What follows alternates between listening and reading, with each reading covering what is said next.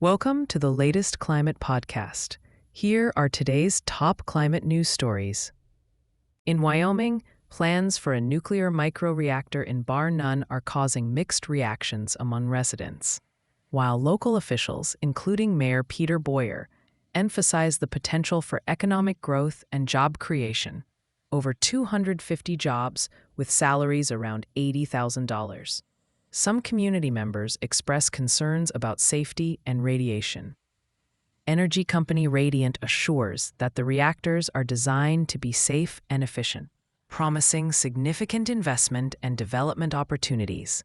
As discussions continue, leaders are focusing on educating the public to alleviate fears and promote the positive impacts of the project, aiming for a brighter future for Bar None. In Ladakh, the administration has canceled the land allotment for climate activist Sonam Wangchuk's institute in Leh, a move he calls a witch hunt against local demands for statehood and protections for residents.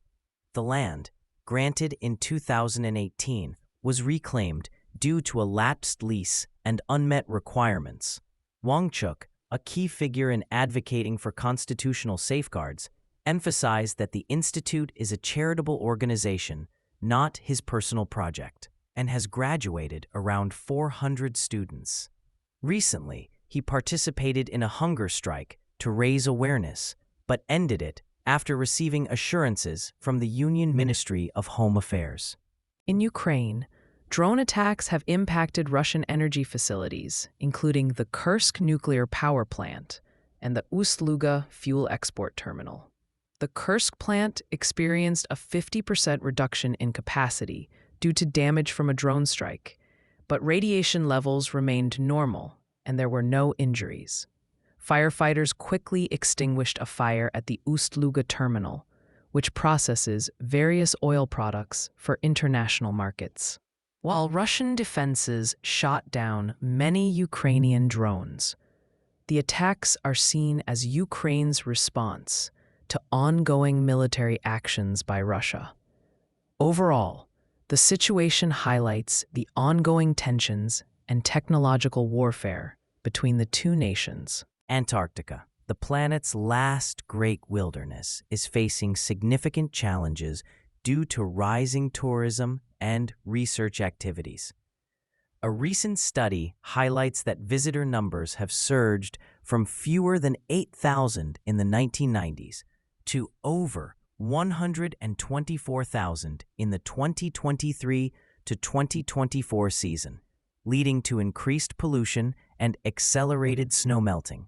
Researchers found toxic metal levels in human-visited areas up to 10 times higher than 4 decades ago. While some measures, like hybrid ships and the Antarctic Treaty, aim to reduce harm, experts stress that a quicker shift to renewable energy is essential to protect this fragile ecosystem from further damage. In India, exciting advancements in automotive technology are on the horizon, promising a safer driving experience. Qualcomm recently showcased how their advanced chipsets can enable cars to communicate with each other, enhancing road safety. This vehicle-to-everything system can warn drivers of roadworks, predict accidents, and even interact with pedestrian smartphones. Companies like Mahindra are working on electric vehicles that incorporate these technologies, while Tesla is already testing similar systems in U.S. cities. Although challenges remain, the future looks bright for safer roads in India, with technology playing a crucial role in reducing accidents and fatalities. India is set to export electric vehicles to 100 countries, as announced by Prime Minister Narendra Modi. This exciting development highlights India's growing role in the global automobile market, with exports increasing from approximately rupees 50,000 crore in 2014 to rupees 1.2 lakh crore today. Modi emphasized that India is the fastest-growing major economy and is on track to become the world's third-largest economy soon. He expressed optimism about India's potential to contribute around 20% to global growth in the near future. aiming for the status of a developed nation by 2047. This initiative showcases India's commitment to sustainable technology and economic progress. Ireland is experiencing a typical summer in 2025, while much of Europe faces extreme heat and wildfires. Alan O'Reilly from Carlo Weather highlights that temperatures in Spain have soared to unusual levels, prompting many holidaymakers to stay indoors. While Ireland enjoyed a sunny May, it has also seen above-average temperatures, with record highs in July. However, the country has been spared the worst impacts of climate change so far. As Europe grapples with rising temperatures and devastating wildfires, experts warn that urgent climate action is needed to address these escalating challenges. In Indonesia, a collaborative study by the World Bank and various organizations reveals that community discussions can effectively shift local funds toward climate adaptation. Conducted in 15 villages, the research showed that when villagers engaged in deliberation, they prioritized climate action over traditional spending. While information about climate issues was helpful, the real change came from collective reasoning and consensus building. This approach not only enhanced understanding, but also encouraged communities to focus on long-term resilience. The findings suggest that fostering dialogue in local settings is crucial for effective climate action, offering a hopeful model for other countries facing similar challenges. The Asian Development Bank, ADB, is championing a $1 billion initiative to make ports in the Asia-Pacific region greener and more climate resilient. This sustainable and resilient maritime fund aims to address the significant carbon emissions from ports, while enhancing their ability to withstand climate impacts like rising sea levels and storms. Successful examples from ports in Rotterdam, Hamburg, and Australia showcase the potential for energy efficiency and clean technologies. By overcoming funding and policy barriers, the Asian Development Bank hopes to transform ports into sustainable assets, ensuring they continue to support trade and local communities in a changing climate. In India, Mahindra's BE6 Batman Edition electric SUV has created a buzz by selling out in just 135 seconds after bookings opened on August 23, 2025. Due to high demand, Mahindra will produce an extra 699 units of this stylish SUV, priced at rupees 27.79 lakh. Featuring a striking custom satin black exterior and luxurious interior details, it maintains impressive performance with a 79 kilowatt-hour battery delivering 281 horsepower. Deliveries will start on September 20th, 2025, aligning with International Batman Day. Excitingly, Mahindra hints at more limited edition collaborations with Warner Bros. Discovery by 2026. As artificial intelligence becomes more common in daily life, it also brings environmental challenges. Marissa Lowen, who started using AI in 2014, emphasizes the need for conscious usage due to its energy demands, often sourced from fossil fuels. Data centers, which power AI, consume vast amounts of water and energy, impacting climate change. Experts like Noman Dashir and John Ippolito highlight the significant energy costs of AI tasks compared to traditional searches.